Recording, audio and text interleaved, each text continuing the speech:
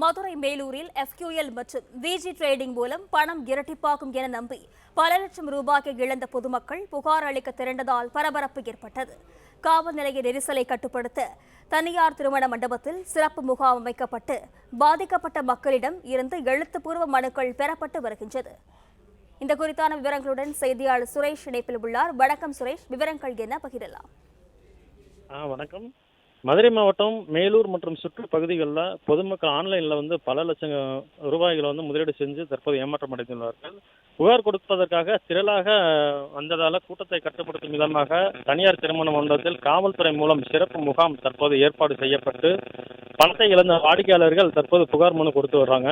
மேலூர் மற்றும் ஒத்தக்கடை, மேலூர், கிடாரிப்பட்டி, வல்லாளப்பட்டி, கல்லம்பட்டி, சத்தியபுரம், சாலைக்குப்பட்டி, எட்டிமுகா உள்ளிட்ட பல்வேறு பகுதிகளில் இருந்து நபர் ஒருவருக்கு 1 லட்சம் ரூபாய் வீதம் ஆன்லைன் வர்த்தகத்தில் ஈடுபட்டால் 2 மாசத்துல முழு தொகையை வழங்கப்படும், அடுத்தடுத்த மாசங்கள்ல பணம் இரட்டிப்பா வழங்கப்படும் என ஆசை வார்த்தை கூறி FQL ட்ரேடிங் மற்றும் VG ட்ரேடிங் என 2 குழுக்கள் பணத்தை பொதுமக்களை முதலீடு செய்ய வச்சிருக்காங்க.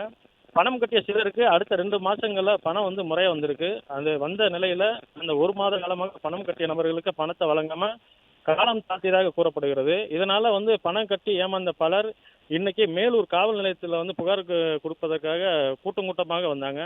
இந்த பிளே ஸ்டோர் மற்றும் ஆப் ஸ்டோரில் இருந்து பாலிமர் செயலியை QR கோடு மூலம் பதிவிறக்கம் செய்யுங்கள்.